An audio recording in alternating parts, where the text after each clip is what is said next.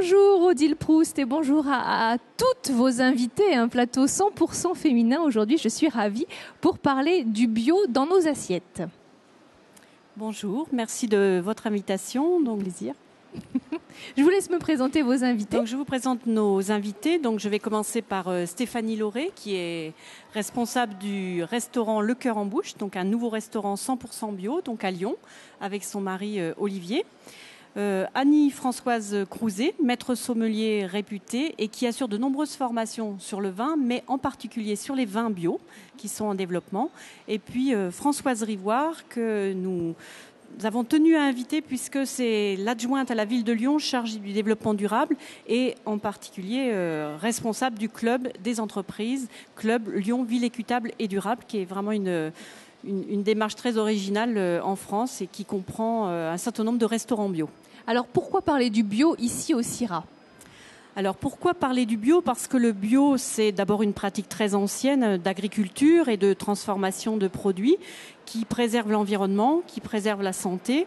Et c'est une démarche aujourd'hui qui vraiment interpelle les consommateurs puisque ces produits qui sont sans produits chimiques de synthèse, sans pesticides, sans exhausteurs de goût, ces produits-là, les consommateurs les demandent de plus en plus et notamment commencent à les demander dans la restauration collective, mais aussi restauration indépendante, commerciale, et puis restaurant d'entreprise. Par exemple, le dernier baromètre de l'Agence nationale bio, l'Agence bio, montre que 56% des Français attendent du bio dans les restaurants.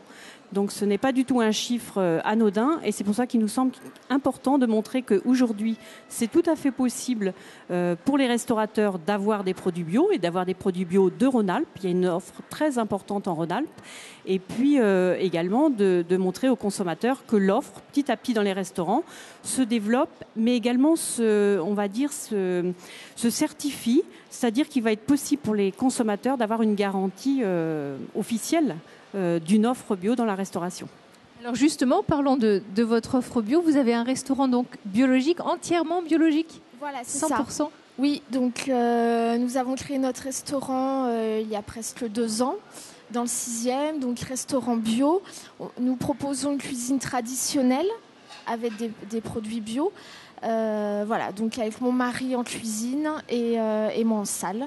Voilà, et ça, il y a vraiment une clientèle pour le bio, aussi bien le midi que le soir. Les gens veulent de la qualité et les produits bio, voilà, c'est... Est-ce qu'il y a un profil type de cette clientèle ? Plutôt jeune, plutôt... Non, pas du tout. C'est tous les âges, toutes les catégories socio-professionnelles. Il n'y a pas de limite. Vraiment, on le remarque, des jeunes, 25 ans, des plus âgés. Vraiment, c'est sans limite. Donc, c'est bien, ça touche tout le monde. On s'en rend compte vraiment tous les jours. Odile, vous qui êtes une spécialiste en la matière, n'hésitez pas à intervenir pour approfondir le sujet. Votre cave à vin est bio aussi, j'imagine. Voilà, c'est ça, tout à fait. Tout est bio et les vins... en particulier, les gens aussi recherchent de plus en plus des vins naturels, sans sulfite. Voilà. Donc on propose aussi une large gamme de vins. Voilà. Bon, on va se tourner vers vous, madame. Je vais vous prendre votre micro. Merci. Qu'est-ce qu'on peut dire alors justement sur ces vins bio ? Bien, écoutez, on a vérifié la qualité de ces vins hier puisqu'on a fait une table ronde au niveau de l'Ardèche, les produits bio de l'Ardèche, les accords mets et vins avec Goûter l'Ardèche. Et il y a eu vraiment un partage merveilleux avec ces consommateurs, donc les professionnels du vin, puisque ce salon est ouvert qu'aux professionnels. Et on parle d'accords de contraste, d'accords de complémentarité, des vins très différents. On était donc avec 7 vins de l'Ardèche. Mercredi, nous ferons les vins de Rhône-Alpes. Mais c'est un plaisir merveilleux. C'est la recherche de la qualité, plaisir, Et derrière, on sent bien qu'il y a une recherche aussi de répondre à la demande du consommateur au niveau de la sécurité alimentaire. Même si le vin doit rester de la convivialité, du partage, il y a cette recherche-là actuellement auprès du... Le consommateur commence à demander auprès de nos professionnels cette recherche-là. Moi, j'ai de la chance de faire qu'une intolérance à certains produits, mais quand on commence à en être là, on devient de plus en plus vigilant. Alors, en quoi les vins bio sont-ils meilleurs ? Alors, je dirais pas meilleur. On pourrait peut-être dire meilleur pour la santé. On parlait avec Odile qu'actuellement, justement, certains consommateurs, et même bien placés, contestent un peu cette approche du bio, ce qui est dommage. J'entends vin naturel, donc là aussi, il faut être vigilant et puis il faut pas tout mélanger. Il y a en plus des vins naturels qui ne sont pas des vins bio, on le sait, et il y a des vins naturels qui mériteraient d'être revus, et j'espère que vous, les restaurateurs de Rhône-Alpes, qui vous lancez dans le bio, vous serez vigilants à ce niveau-là, parce qu'après, ce côté snobisme du vin, ça me dérange. Moi, je suis avant tout enseignante du vin, mais vraiment une passionnée, et tout le monde le sait, sans faire de péché d'orgueil aujourd'hui, hein. Mais il y a un beau partage, et c'est vrai que hier on a vérifié qu'on était en toute confiance au niveau de ces accords mets et vins, et ça, je crois que c'est important. Est-ce que vous pensez que les vins bio sont amenés à se développer ? Est-ce que de plus en plus de vignerons se lancent sur ce créneau ? J'espère vraiment. D'ailleurs, sur tous nos exposants là, sur Place des Vins, on sait très bien qu'il y en a beaucoup qui ont cette démarche bio, mais qui ne veulent pas passer le cap. Est-ce que parce que c'est trop difficile d'avoir une charte sur certains millésimes, surtout chez nos nordistes, ou est-ce que c'est parce qu'ils ont déjà une clientèle qui nécessite peut-être pas ce logo, et ça pourrait peut-être les déranger, mais au fond d'eux-mêmes, ils travaillent vraiment tous de plus en plus la qualité et le respect du consommateur. Mais qu'est-ce que ça serait merveilleux que Rhône-Alpes, on a déjà au niveau des vins de Rhône-Alpes, au niveau de la production, 10% de vins bio. Qu'est-ce que ça serait bien qu'on avance encore, n'est-ce pas, Odile ? Alors effectivement, ça progresse, et ça progresse de manière très importante pour les vins en particulier. C'est une des plus fortes progressions de passage en culture bio. Et il faut dire que la région Rhône-Alpes est la première région de France en nombre d'agriculteurs et de viticulteurs, et la première également en transformateurs. Ce qu'on appelle transformateurs, c'est à la fois les artisans, boulangers, les bouchers, les traiteurs, mais c'est aussi tous les transformateurs de jus de fruits, de purées, de plats préparés, dans tous les domaines. Voilà. Donc aujourd'hui, l'offre, elle est vraiment là, elle est de qualité, et les vins bio ont maintenant aussi leur guide d'ailleurs. Il y a un guide des vignerons bio de Rhône-Alpes que vous pourrez retrouver là sur notre espace des entreprises bio de Rhône-Alpes, dans le hall 3. Donc effectivement, cette offre, elle est aujourd'hui très très diverse. Elle est même souvent très innovante dans les mélanges de goûts, de saveurs. Et c'est pour ça qu'on fait un certain nombre de formations avec Annie sur le thème mets et vins bio, en partant de mets, de plats et de douceur, parce qu'on a beaucoup de douceur, de gourmandise bio également. Donc mercredi, nous ferons aussi cet atelier, comme on le fait régulièrement avec Annie. Vous parlez de guide, c'est pas celui-ci ? Celui-ci, c'est celui effectivement du CIRA, l'espace des entreprises bio de Rhône-Alpes.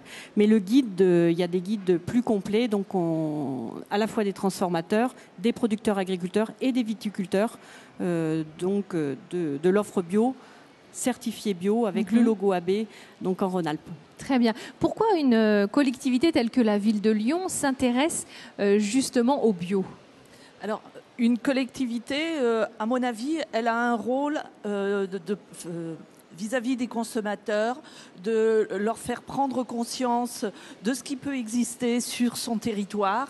Et c'est bien pour cela que la ville de Lyon a créé un label Lyon Ville équitable et durable, qui fédère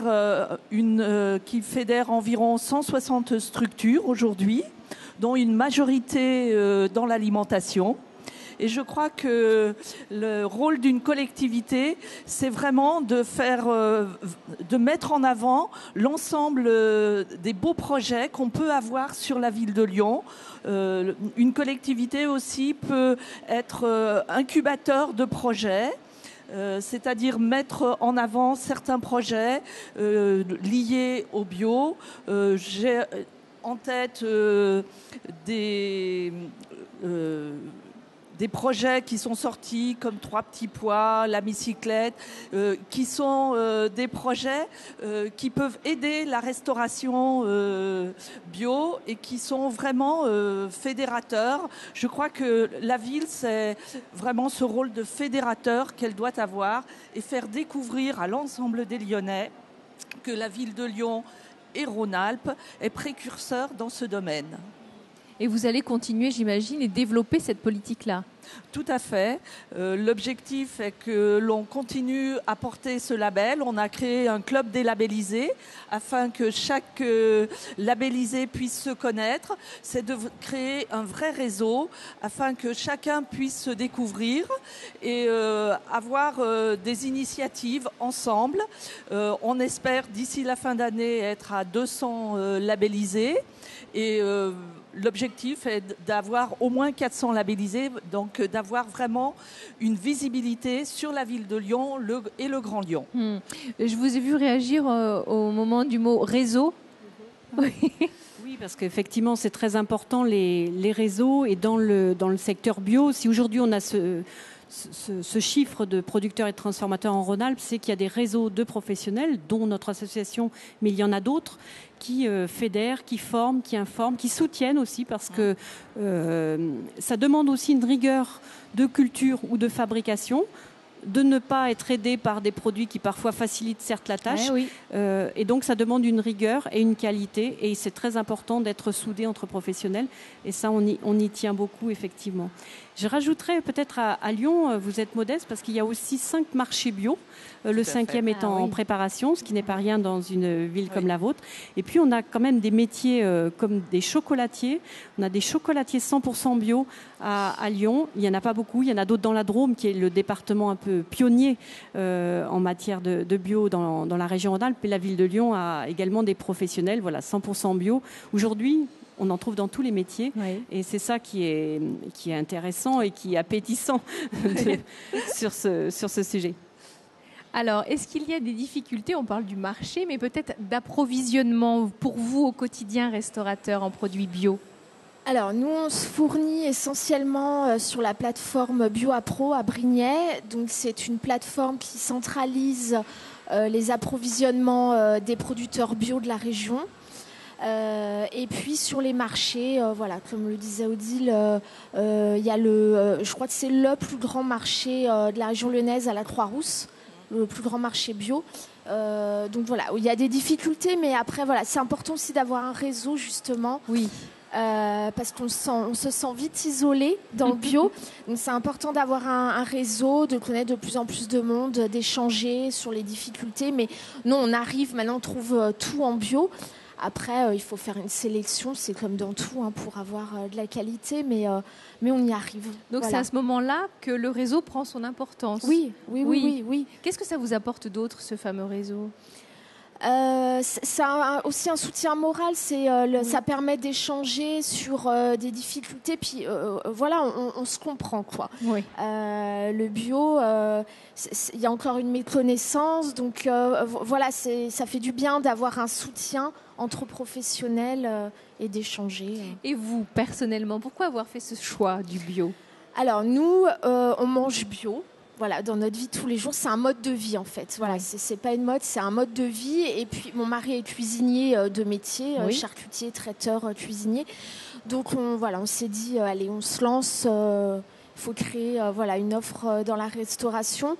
Et puis on avait envie de se démarquer, de montrer qu'on pouvait manger une cuisine traditionnelle. Nous, c'est vraiment une cuisine traditionnelle avec des produits bio.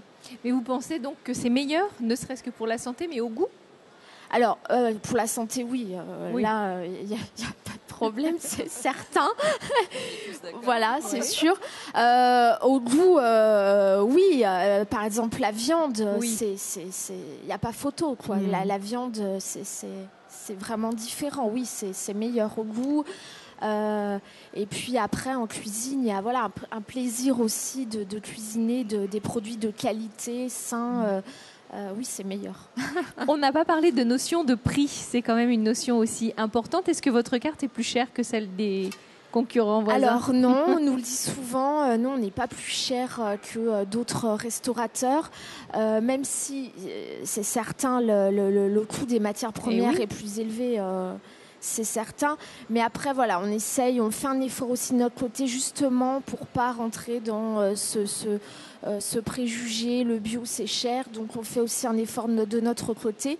Mais voilà, c'est abordable. Après, c'est une façon différente de consommer aussi. Et les gens qui mangent bio le savent très bien. On consomme différemment.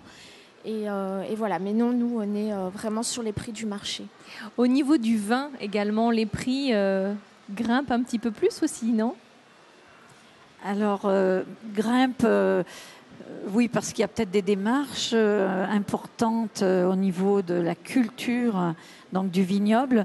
Mais en Rhône-Alpes, on a la chance d'avoir des appellations, aussi bien Ardèche, Drôme, on part dans le Beaujolais, donc on a une très belle région qui permet de démarrer à des prix très abordables et très intéressants, de 5 €, évidemment à 40 €. Hier, on a fait déguster des grands vins, mais c'est comme au niveau de l'approche traditionnelle, c'est la loi de l'offre et de la demande. Quand on est sur un Cornas ou un Condrieu, en bio, ils sont très peu, et comme il y a des difficultés au niveau du travail de la vigne, ils ont des prix qui sont peut-être un peu élevés pour certains consommateurs, mais je reprendrai le terme déguster ou manger autrement. Et voir la morphologie de notre restauratrice, on comprend qu'il y a longtemps qu'elle pratique ce système. Eh bien, on consomme moins, mais on consomme bon et mieux. Oui. Ouais, et puis, quand on vous écoute le matin, on se rend compte qu'il y a plein d'idées, de modes de cuisson pour les produits, pour mettre en valeur les vins. Et puis, il y a des instants où on choisira un très grand vin, et à d'autres moments, et vous êtes la première à nous dire ça, hein, je vous entends souvent à 6h30, j'adore démarrer sur les informations sur le goût et les accords mets-vins. Eh bien, je suis persuadée qu'on peut faire des beaux accords mets-vins de contraste et de complémentarité avec des vins d'une approche très intéressante au niveau du prix. On a parlé des marchés lyonnais, on dit souvent que le bio n'est pas local. Vrai ou faux? Alors, c'était vrai il y a quelques années, mais aujourd'hui, le bio, en Rhône-Alpes en particulier, est local. Aujourd'hui, on continue à importer évidemment des produits exotiques, mais on est au niveau national, il y a 15% de bio importé environ. Donc ça, ce sont les chiffres de l'agence bio, qui suit ça de très près et qui encourage justement la production et la diminution de ces importations. Donc aujourd'hui, le bio local existe. L'avantage du bio, c'est aussi qu'il a un mode de distribution très diversifié. C'est-à-dire qu'effectivement, on peut le trouver sur les marchés, on peut le trouver en magasins spécialisés bio. Aujourd'hui, il y a 310 magasins bio en Rhône-Alpes, donc il y a quand même une grande diversité. Et puis, on le trouve en grande distribution depuis une dizaine d'années maintenant. Donc, aujourd'hui, ce n'est pas un problème d'accès, même si on peut encore faire mieux. C'est pour ça que la ville de Lyon, par exemple, développe des marchés spécialisés bio et qu'on en trouve dans un certain nombre de départements. Mais le bio local existe. Et pour ceux qui auraient des doutes, vraiment, nous, on est un réseau professionnel en lien avec donc, le réseau des agriculteurs, Cora Bio, avec le cluster Organics, et on est au service des professionnels pour identifier des fournisseurs, des produits, parce qu'il peut y avoir des réseaux différents, mais l'offre existe. Justement, la ville de Lyon développe des marchés pour faciliter cet approvisionnement auprès du grand public. Est-ce qu'il y a d'autres projets comme ça qui vont aider un peu tout à chacun à avoir accès au bio ? Alors, tout à l'heure, je parlais des incubateurs de projets comme Trois Petits Pois, la Bicyclette. Je crois que la ville de Lyon, aujourd'hui, elle soutient des projets. On est en train de soutenir un projet comme GRAP, qui est une association de professionnels qui veulent faire de la distribution, justement, dans les commerces bio et qui aura, je crois, toute son utilité.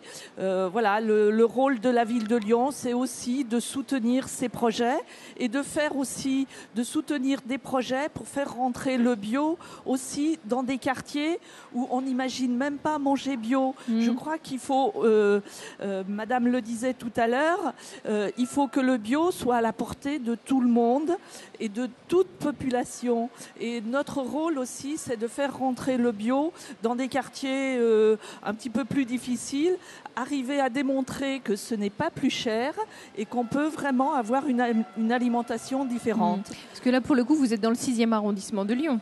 Oui, donc c'est quand même un beau quartier.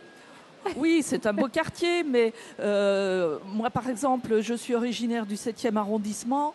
On a plein de commerces bio. On a une cave à vin bio, d'ailleurs.